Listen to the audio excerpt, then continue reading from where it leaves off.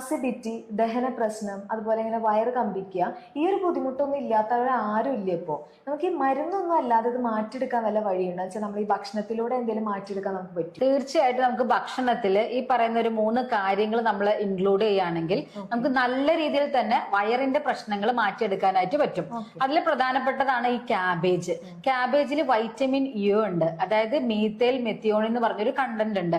ഇത് നമ്മൾ കഴിക്കുമ്പോൾ വയറിൽ ഉണ്ടാവുന്ന അൾസർ ഇല്ലേ, അൾസർ, അതുപോലെ ഇൻഫ്ലമേഷൻ, ഇതൊക്കെ മാറാനായിട്ട് വളരെയധികം ഹെൽപ്പ് ചെയ്യുന്ന ഒന്നാണ് ഈ ക്യാബേജ്. അതുപോലെ തന്നെ രണ്ടാമത്തേതാണ് വെണ്ടയ്ക്ക. ഈ വെണ്ടയ്ക്കയിൽ ഒരു വഴുവഴുപ്പില്ലേ, അത് നമുക്ക് കൊളാജിൻ സിന്തസിസിനെ വളരെയധികം ഹെൽപ്പ് ചെയ്യും.